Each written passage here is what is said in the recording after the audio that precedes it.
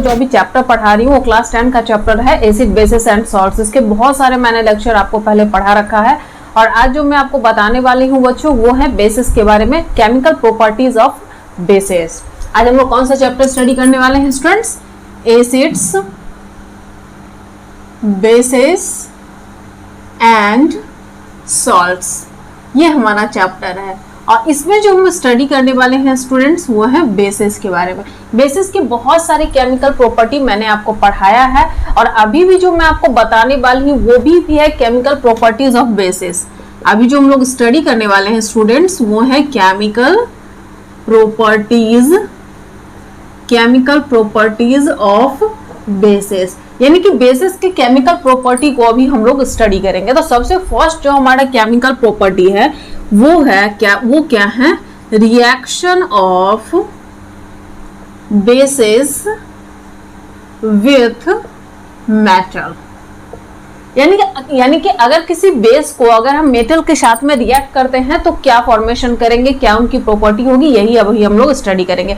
तो सबसे पहले चलिए हम यहाँ से देखते हैं कि अगर किसी भी बेस को किसके साथ में रिएक्ट करते हैं स्टूडेंट्स? मेटल के साथ में रिएक्ट करते हैं तो they can form salt and hydrogen gas. वो किसका फॉर्मेशन करते हैं? सॉल्ट का फॉर्मेशन करते हैं और साथ में H2 गैस को रिलीज करते हैं। तो यहाँ पे देखिए हमारे पास एक बेस है, बेस को मैंने मेटल के साथ में रिएक्ट किया तो इन्होंने फॉर्मेशन किया सॉल्ट का और साथ में क्या रिलीज किया? Hydrogen gas. चलिए एक एग्जांपल लेते हैं बेस का, NaOH, जिसे कि हम लोग क्या बोलते हैं? Sodium hydro oxide. क्या बोला जाता है इसे? Sodium hydro oxide. ये हमारा हो गया। यहाँ पे एक मेटल लेते हैं जिस मेटल का नाम है Zn, मैंने सिंबल दिया है। Zn सिंबल किसके होते हैं स्टूडेंट्स? जिंक का होता है। ओके, जब इन दोनों का रिएक्शन होते हैं तो रिएक्शन होने के बाद यहाँ पे सॉल्ट और हाइड्रोजन गैस को रिलीज करते हैं। तो हाइड्रोजन गैस तो मैंने यहाँ पे बता दिया कि H2 गैस यहाँ पे रिलीज हो रहे हैं। तो यहाँ पे जो ये सॉल्ट बन रहे हैं वो कौन से सॉल्ट का फॉर्मेशन होते हैं? तो यहाँ पे जो सॉल्ट है उनका नेम होता है Na2ZnO2, जिसे बोला जाता है सोडियम जिंकेट। क्या बोले जाते हैं स्टूडेंट? सोडियम जिंकेट नेम दिया जाता है। तो अगर किसी भी बेस को मेटल के साथ में हम लोग रिएक्ट करते हैं तो they can form salt and hydrogen gas. ये हमारा फर्स्ट केमिकल प्रॉपर्टी था और ये केमिकल प्रॉपर्टी आपको रिमेंबर होने चाहिए कि अगर किसी भी बेस को अगर हम मेटल के साथ में रिएक्ट कर रहे हैं, किसी भी बेस को अगर मेटल के साथ में रिएक्ट कर रहे हैं तो वो किसका फॉर्मेशन करेंगे? वो फॉर्मेशन करते हैं सॉल्ट का और साथ में क्या रिलीज करते हैं स्टूडेंट? साथ में क्या रिलीज करते हैं? हाइड्रोजन गैस को रिलीज करते हैं। बेसिस की बहुत सारी प्रॉपर्टी होती है, आपने पढ़ रखा है कि बेसिस की बहुत सारी प्रॉपर्टी होती है। वो बीटा टेस्ट के होते हैं, सॉफ्ट टच के होते हैं, वो इलेक्ट्रिसिटी भी कंडक्ट करते हैं अगर वो एक्वा सॉल्यूशन के फॉर्म में है तो। अगर एक्वा सॉल्यूशन के फॉर्म में है नहीं है तो इलेक्ट्रिसिटी को कंडक्ट नहीं करते हैं। चलिए अब नेक्स्ट जो हमारा आ रहा है केमिकल प्रॉपर्टी वो क्या है? वो है reaction of basis with non metallic oxide. किसका है? Reaction of basis with non metallic oxides. ठीक है, ये हमारा है reaction of basis with non metallic oxide, यानी किसी भी बेस का रिएक्शन जो है नॉन मेटेलिक ऑक्साइड्स के साथ में क्या होंगे, यही हमें यहाँ पे स्टडी करनी है। तो सबसे पहले तो हम ये देखेंगे स्टूडेंट कि अगर किसी भी बेस को हम लोग नॉन मेटेलिक ऑक्साइड के साथ में रिएक्ट करते हैं, नॉन मेटेलिक ऑक्साइड्स के साथ में रिएक्ट करते हैं तो ये फॉर्मेशन क्या करते हैं? किस चीज का ये फॉर्मेशन करते हैं? तो ये बनाते हैं सॉल्ट एंड साथ में रिलीज करते हैं यहाँ पे वाटर लिख देंगे पहले। ठीक है, सॉल्ट एंड वाटर। यानी कि अगर आपसे कोई पूछते हैं कि when base reacts with non metallic oxides वो किसका फॉर्मेशन करे तो they can form salt and water. तो यहाँ पे अब सबसे पहले देखना हमें ये है कि यहाँ पे एक बेस लेते हैं और एक नॉन मेटेलिक ऑक्साइड्स को लेते हैं, उसके बाद देखते हैं कि वो सॉल्ट बना रहा है या फिर वो किसका फॉर्मेशन कर रहा है। तो यहाँ पे जो बेस हम लोग ले रहे हैं बच्चे वो ले रहे हैं कैल्शियम हाइड्रो ऑक्साइड को। किसका ले रहे हैं? कैल्शियम हाइड्रो ऑक्साइड को। और साथ में हम लोग यहाँ पे नॉन मेटेलिक ऑक्साइड हमारा हो गया कार्बन डाइऑक्साइड। आप जानते हैं कि ये जो हमारा कैल्शियम हाइड्रो ऑक्साइड है इनका एक अनदर नेम होते हैं जिसे बोला जाता है स्लैग्ड लाइन। क्या बोले जाते हैं स्टूडेंट? Slagged line. आप ये भी जानते हैं कि अगर कहीं पे लिखे होते हैं calcium oxide CaO, it means क्या हो गया स्टूडेंट? Calcium oxide. और कैल्शियम ऑक्साइड का कॉमन नेम क्या होते हैं? क्विक लाइम होता है। क्या होते हैं कॉमन नेम? क्विक लाइम, या सिंपली हम उसे लाइम भी बोल सकते हैं। सिंपली हम उसे लाइम भी बोल सकते हैं, या फिर आप उसे क्विक लाइम के नेम से भी आप बता सकते हैं। तो ये जो हमारा कैल्शियम हाइड्रोक्साइड है, that is commonly known as slag lime, and इसका नेम क्या होते हैं? Calcium hydro oxide. Okay student, ये हमारा है non metallic oxide. Non metallic oxide क्यों है? क्योंकि कार्बन एक नॉन मेटल है। जब उन्होंने ऑक्सीजन के साथ में रिएक्ट किया तो नॉन मेटल और ऑक्सीजन दोनों मिल करके नॉन मेटेलिक ऑक्साइड का फॉर्मेशन किए हैं। तो ये जो हमारा है, इन्हें बोला जाता है कार्बन डाइऑक्साइड। क्या बोले जाते हैं? Carbon dioxide. तो ये किसका फॉर्मेशन कर रहा है स्टूडेंट? सॉल्ट एंड वाटर का फॉर्मेशन कर रहा है। तो मैंने यहाँ पे सबसे पहले वाटर का फॉर्मेशन लिख दिया। What is the formula of water? H2O मैंने वहां पे लिख दिया। अब यहाँ पे देखिए, ये जो आपका था OH2, यानी कि ये तो H2O का फॉर्मेशन करके आपका वहां पे रिलीज हो गया। आपके पास बचा Ca और CO2। जब इन दोनों का रिएक्शन होते हैं तो ये फॉर्मेशन करते हैं कैल्शियम कार्बोनेट का। किसका फॉर्मेशन करते हैं? Calcium carbonate. And calcium carbonate is a type of salt. ये एक तरह के क्या होते हैं स्टूडेंट? सॉल्ट्स होते हैं। तो ये चीज आपको यहाँ से रिमेंबर रखनी है कि अगर किसी भी बेस को नॉन मेटेलिक ऑक्साइड्स के साथ में रिएक्ट करते हैं तो they can form salt and water. तो ये रिएक्शन हमें यहाँ से मिलते हैं। चलिए अब नेक्स्ट देखते हैं। ये केमिकल प्रॉपर्टीज बेसिस के मैंने पहले भी आपको पढ़ाया है, और उसी में ये आगे के पार्ट्स आपके चल रहे हैं कि उसके आगे के पार्ट्स में और क्या क्या रिएक्शंस है ये आपको बताया गया है। ठीक है, चलिए अब नेक्स्ट देखते हैं कि अब यहाँ पे है एक न्यूट्रलाइजेशन रिएक्शन। क्या है?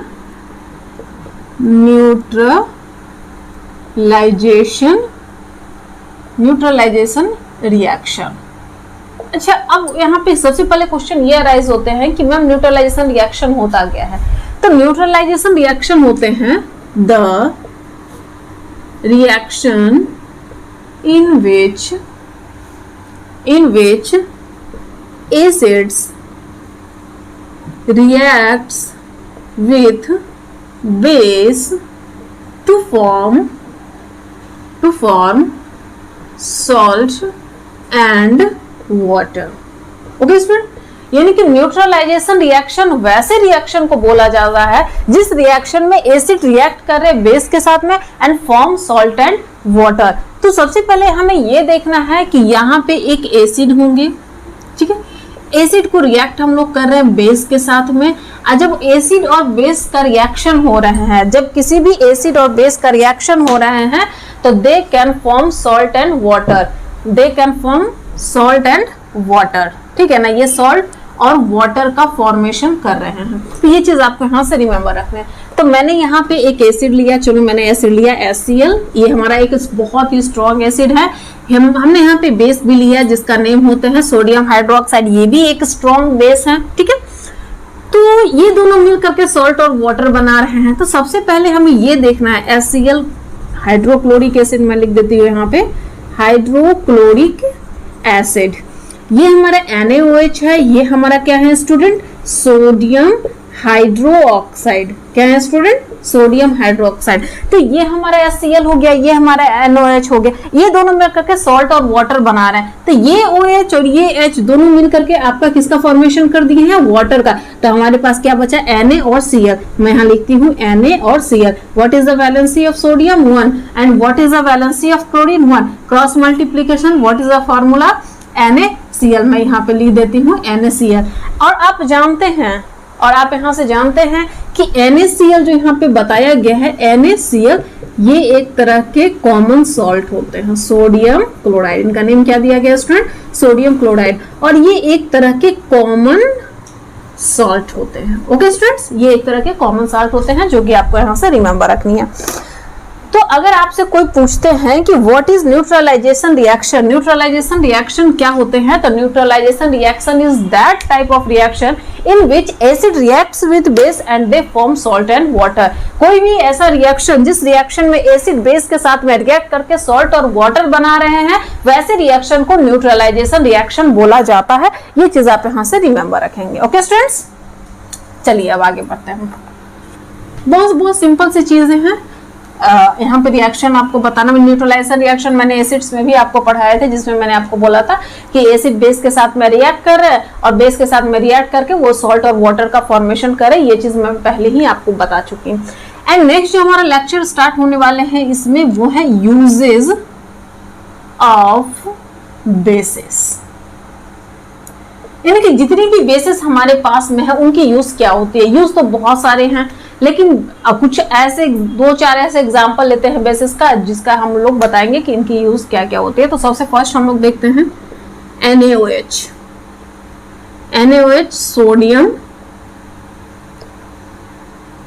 Hydro oxide. ये क्या है? NaOH एक तरह का सोडियम, जिसका नाम दिया गया है कि सोडियम हाइड्रो ऑक्साइड है। इसका यूज क्या होता है? Is used in the manufacture of soap and paper, यानी कि साबुन और पेपर बनाने के लिए NaOH का यूज किया जाता है, यानी कि साबुन और पेपर बनाने के लिए सोडियम हाइड्रोक्साइड का यूज किया जाता है। ये और ऐसे इसके बहुत सारे हैं, लेकिन मैं सिंपली 2 एकदम बता रही हूँ, ठीक है ना। नेक्स्ट आते हैं MgOH2, जिसे बोला जाता है मैग्नीशियम हाइड्रोक्साइड। क्या बोले जाते हैं student? Magnesium hydroxide is used as an antacid, ठीक है ना। मैग्नीशियम हाइड्रोक्साइड एक तरह का बेस है और उसका एंटासिड, जैसे कभी कभी हम लोग क्या होते हैं, खाना ज्यादा खा लेते हैं, तो खाना ज्यादा खा लेने के कारण क्या होता है, इंडाइजेशन हो जाता है। तो फिर उस समय में हम लोगों को एक बेस का यूज कर, क्योंकि हम क्या है, हमारे स्टमक में बहुत ज्यादा एसिडिटी हो जाता है, तो एसिडिटी को कम करने के लिए, तो एसिडिटी मतलब क्या हुआ, एक तरह का एसिड को अगर न्यूट्रल करना है तो हमें वहां बेस डालने होंगे, तो वहां पे मैग्नीशियम हाइड्रोक्साइड का यूज कर सकते हैं, जो एक तरह का एंटासिड होते हैं और हमारा जो इंडाइजेशन है वो उसे इजिली क्योर कर सकते हैं, ठीक है ना। नेक्स्ट आते हैं कैल्शियम हाइड्रोक्साइड। कैल्शियम, इसे नेम दिया गया calcium hydroxide is used in the formation of bleaching powder. Bleaching powder का मेनली यूज होता है जर्म्स और बैक्टीरिया को किल करना। आप देखे होंगे कि बहुत ज्यादा जब कहीं पे जर्म्स और बैक्टीरिया हो जाते हैं तो क्या होता है, वहां पे हम लोग ब्लीचिंग पाउडर का यूज करते हैं। कभी कभी क्या होता है, बरसात वगैरह होती है तो पानी अगर कहीं जमा हो जाता है तो उसमें बहुत ज्यादा जर्म्स और बैक्टीरिया आ जाते हैं, तो जर्म्स और बैक्टीरिया को किल करने के लिए हम लोग वहाँ ब्लीचिंग पाउडर का यूज करते हैं। तो ब्लीचिंग पाउडर किससे बने होते हैं? कैल्शियम हाइड्रोक्साइड से बना होता है, जो एक तरह का लाइम है, ठीक है ना। तो ये चीज आपको यहाँ से रिमेम्बर रखनी है। नेक्स्ट आता है Na2CO3, जिसे बोला जाता है सोडियम कार्बोनेट। क्या बोले जाते हैं स्टूडेंट? Sodium carbonate. तो ये जो Na2CO3 है एक तरह का सोडियम का, मैंने आपको क्या बताया था कि जितने भी मेटल कार्बोनेट्स होंगे वो सभी के सभी मेटल कार्बोनेट्स क्या होंगे स्टूडेंट? बेसिस। तो Na2CO3 है तो ये एक तरह का बेस है। Is used in the manufacture of washing soda, यानी कि वॉशिंग सोडा बनाने के लिए, क्या बनाने के लिए? वॉशिंग सोडा बनाने के लिए हम लोग वहां पे सोडियम कार्बोनेट का यूज करते हैं। क्या बनाने के लिए हम लोग यूज करते हैं स्टूडेंट? सोडियम कार्बोनेट का यूज हम लोग करते हैं स्टूडेंट, वॉशिंग सोडा बनाने के लिए इसका यूज किया जाता है, ठीक है। नेक्स्ट आते हैं NaHCO3, जिसे बोला जाता है सोडियम बाइकार्बोनेट। क्या बोले जाते हैं स्टूडेंट? सोडियम बाइकार्बोनेट और सोडियम, या तो फिर हम उसे सोडियम हाइड्रोजन कार्बोनेट भी बोल सकते हैं, ओके। सोडियम बाइकार्बोनेट और sodium hydrogen carbonate is used in making baking soda and also as an antacid. ठीक है, सोडियम बाइकार्बोनेट, मैंने आपको ये भी बताया था कि अगर कोई मेटल बाइकार्बोनेट है, अगर कोई मेटल बाइकार्बोनेट है तो भी वो क्या होंगे स्टूडेंट, बेस होंगे, तो भी वो क्या होंगे स्टूडेंट, बेस होंगे। तो यहाँ पे NaCO3 जो दिया गया, सोडियम बाइकार्बोनेट और sodium hydrogen carbonate is used in making baking soda, और बेकिंग सोडा बनाने के लिए इसका यूज करते हैं। बेकिंग सोडा बनाने के लिए हम लोग बहुत ज्यादा यूज करते हैं, बहुत सारे ऐसे फूड इंग्रेडिएंट्स हैं जो बनाने के लिए हम लोग वहां पे क्या करते हैं, बेकिंग सोडा का यूज करते हैं। तो ये चीज आप यहाँ से रिमेम्बर रखेंगे, तो आप इसका स्क्रीनशॉट ले सकते हैं। बहुत सिंपल सी बातें हैं, बहुत सिंपल सी चीजें हैं, बस आपको ये रिमेम्बर रखने की जरूरत है। ठीक है ना, देखिए अब इसके जो नेक्स्ट हम लोग स्टार्ट होने वाले हैं स्टूडेंट, वो है हमारा पीएच स्केल। पीएच स्केल, ठीक है ना। सबसे पहले हमें ये देखना है कि पीएच स्केल में आज हम सिंपल वे में पीएच स्केल आपको बताएंगे, और नेक्स्ट जो हमारा होगा, क्योंकि अभी आपको ज्यादा नहीं पढ़ने हैं, इसके नेक्स्ट जो हमारा पार्ट होगा वो कंप्लीटली पीएच स्केल पे बेस्ड होंगे। ठीक है ना, तो पीएच स्केल के बारे में एक साइंटिस्ट ने बताया था, सोरेनसन, क्या नाम था उनका, सोरेनसन, इन 1909। ठीक है ना, 1909 में सोरेनसन एक साइंटिस्ट है जिन्होंने पीएच स्केल का डिस्कवरी किया था, जिसमें बताए थे। और हम लोग बोलते हैं कि चलो ये स्ट्रॉन्ग एसिड है, ये वीक एसिड है, ये स्ट्रॉन्ग बेस है, ये वीक बेस है, तो हम लोग कैसे बोलते हैं, तो हम लोग देखते हैं कि हाइड्रोजन आयन कंसंट्रेशन किसका ज्यादा है, किसका कम है, उसके बेस पे हम लोग बताते हैं कि ये एसिड है, ये बेस है, और ये अदर चीजें हैं। तो सबसे पहले हमें ये चीज बताइए कि अगर किसी भी कोई भी अगर एसिड है उसे हम मिलाते हैं वाटर के साथ में, तो वो एक्वा सॉल्यूशन का फॉर्मेशन करता है। एग्जांपल मैं यहाँ से ले रही हूँ, ये हमारा HCl है, मैं इसे वाटर के साथ में मिलाई तो ये एक्वा सॉल्यूशन ऑफ हो गया, एक्वा सॉल्यूशन ऑफ HCl है। तो ये जो हमारा एक्वा सॉल्यूशन ऑफ HCl है, ये क्या करेंगे, आयंस में कन्वर्ट होंगे। तो ये H प्लस और Cl माइनस मैं दिखाती हूँ कि ये कन्वर्ट होते हैं। लेकिन क्या सिर्फ उनका कन्वर्जन इतना ही होता है कि उनका कन्वर्जन और भी होते हैं? तो आप याद रखिएगा कि हर एक रिएक्शन में साथ में OH माइनस आयन भी रिलीज होते हैं, चाहे वो एसिड हो या फिर बेस हो। समझ में आ रही है मेरी बात, कि जब हम मिलाते हैं तो HCl के साथ साथ में, यानी कि हाइड्रोक्लोरिक के साथ साथ में वहां वाटर भी है, तो इनका भी तो डिसोसिएशन होता है। तो इनका डिसोसिएशन हो करके वो OH माइनस आयन में चेंज होते हैं। लेकिन जो एसिड्स होते हैं बच्चे, वहां पे OH माइनस आयन से ज्यादा H प्लस आयन प्रेजेंट होते हैं, इसीलिए हम लोग OH माइनस आयन को इग्नोर करते हैं और सीधे बोलते हैं H प्लस और Cl माइनस का फॉर्मेशन करें। लेकिन ऐसा नहीं है, वहां पे OH माइनस आयन भी रहते हैं, लेकिन उनका जो कंसंट्रेशन होता है, उनका जो अमाउंट होते हैं वो कम होता है। इसीलिए हम लोग सिंपली बोल देते हैं कि वहां पे HCl है, ऐसे एक्वा सॉल्यूशन जब वो उनका डिसोसिएशन होता है तो वो H प्लस और Cl माइनस आयन में चेंज होते हैं, लेकिन साथ साथ में OH माइनस आयन भी वहां रिलीज होते हैं। लेकिन वहां पे OH माइनस आयन का कंसंट्रेशन काफी कम होते हैं और H प्लस आयन का कंसंट्रेशन ज्यादा होता है। तो जिनका कंसंट्रेशन ज्यादा होते हैं वही अपना प्रॉपर्टी शो करते हैं, तो ये अपना एसिडिक प्रॉपर्टी शो करते हैं। जैसे कि नेक्स्ट अगर हम एग्जांपल लेते हैं NaOH, सोडियम हाइड्रोक्साइड एक स्ट्रॉन्ग बेस है।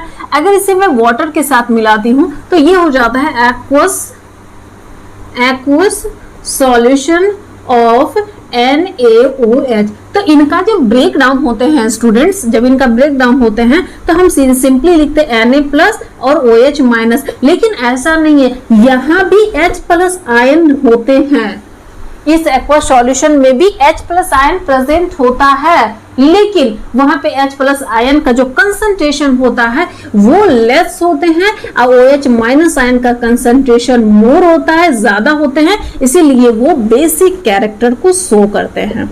कौन से कैरेक्टर शो करते हैं स्टूडेंट? बेसिक कैरेक्टर को शो करते हैं। जिस तरह से यहाँ पर OH माइनस आयन लेस थे और H प्लस आयन मोर था, इसीलिए वो एसिडिक कैरेक्टर को शो किए थे। क्या किए थे?